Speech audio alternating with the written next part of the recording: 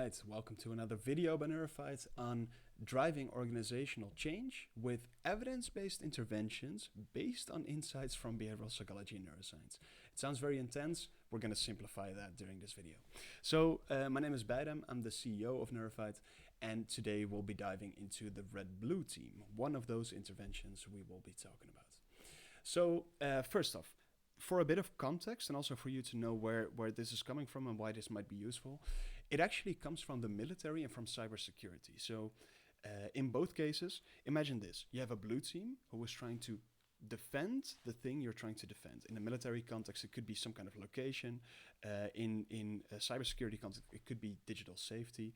And the key idea is to make sure that you have a defense strategy. That's the blue team.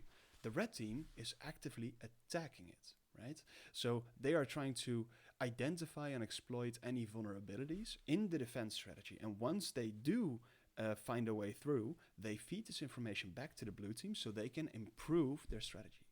So that's the core idea, right? So it's one team splitting up into two teams, taking both perspectives so they can stress test each other's ideas and come up with better ways forward. And the same is very relevant in organizational life. For a few reasons, right? So there are these cognitive biases that have a big impact, and especially on group processes. Think about decision-making processes, brainstorming, all those kinds of things. So a few examples would be bandwagon effect, where if three people in a row actively share why they don't like an idea, whereas you did like the idea, you might tend to not share your full perspective because you're afraid that you might differ from the group in that sense, right? So we tend to follow the social proof or the social norms in that sense. This can actually result in groupthink, where the entire group is thinking alike and nobody is actively questioning the underlying assumptions behind this kind of thinking, right? It can also be based in authority bias, where if the boss says something, then it's kind of tougher to speak up and talk. If you don't agree with him or her, then you cannot. It's a bit tougher to kind of talk against it because of another bias, actually, loss aversion, where we dislike losing more than we like winning in that sense. So you have a lot to lose, therefore you just take a step back and just kind of let it happen. These are assumptions, right? So these are not always the case. This definitely differs per person, but these are overall tendencies that we do have. And this exercise really helps. So what it helps for, the key thing is, I think, identify risks and issues, right? So since you take multiple perspectives, you tend to see more. It's also very useful for this kind of critical and objective advice, right? So once again, comes back to the perspectives. But think about this as you want to explore multiple avenues before making important decisions, right? And then the final 2 points are also connected. So you want your team to speak up whenever they see something that they do not agree with, because that's the way you get the best ideas.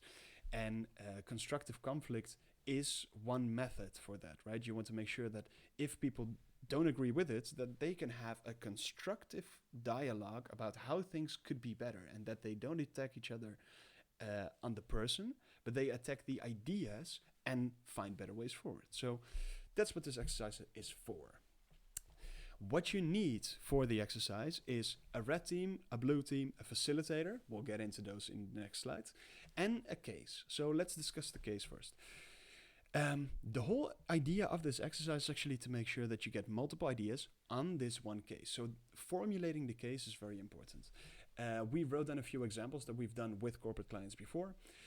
Think about the new change strategy will drive stakeholder engagement, or you can replace stakeholder engagement by any other kind of metric that you're trying to push the needle on.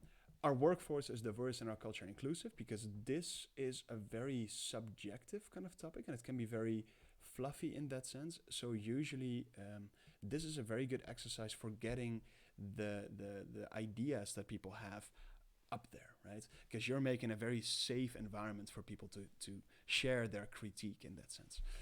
Or something like we are effectively measuring change management's performance. So this is where you already do something to the best of your ability, but at the same time, you want to find better ways. And this exercise forces you to come up with better ways, right? Okay, so one final thing that's important to mention here is let's re-emphasize that it's not about winning the debate, and it's definitely not about diminishing the other person, right? Everyone should be happy in this exercise, but you do want to be merciless on the ideas in that sense.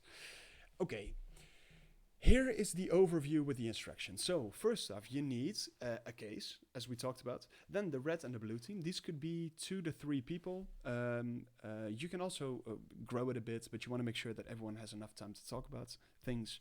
You want to split it up into a blue and a red team. The blue team defends it, the red team attacks it. And you want to have a facilitator who is essentially making sure that the dialogue is working out, that everyone can talk, that everyone gets to speak up, those kinds of things. You might think that the leader or manager is the logical candidate for the facilitator role, but in most cases it's actually better to put them in one of the teams, and especially in the red team, because then they can role model this idea of attacking ideas for the greater good, right? So that's one personal tip that we have. Before you get started, each of the teams gets about, let's say, 5 minutes, maybe 10 minutes to come up with a few arguments. So you don't have to do everything on the fly. You can come up beforehand of all the reasons why you think so. Then the actual exercise starts, and there is usually 3 phases. So the first phase is about active listening, right? It's about each of the teams gets 5 minutes to just present their ideas. They should not be interrupted. They should not be questioned. They should just be able to tell their entire story. And then the red team will know that from the blue team. The red team can share their own arguments, or you could call it counter, but it's essentially sharing their own arguments.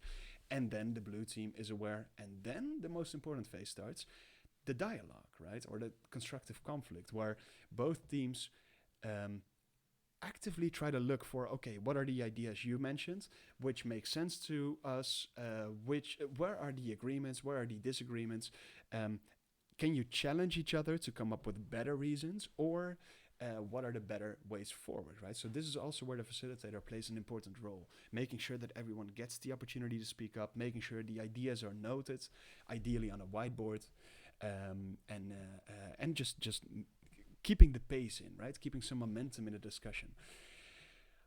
And then once you have all those, then you have collected a lot of ideas. And then the final step is take about 10 minutes to have the facilitator summarize all the things that you found, right? So in this case, it would be decision advice. It depends on your case, but it's all about what are the things we learned collectively. You take off your blue hat or your red hat, and you just think about, okay, we're one team again.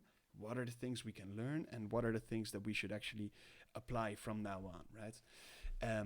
So there you go. And one important thing to mention here is that this is the 30-minute version. In most cases, 30 minutes actually suffices to get some good ideas, whereas you can also make it an hour or 2 hour if you want to very properly stress test some idea or strategy, right?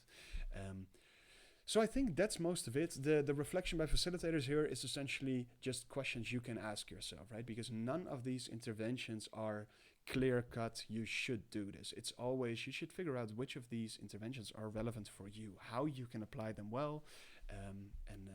Well, there you go. So thank you for your attention.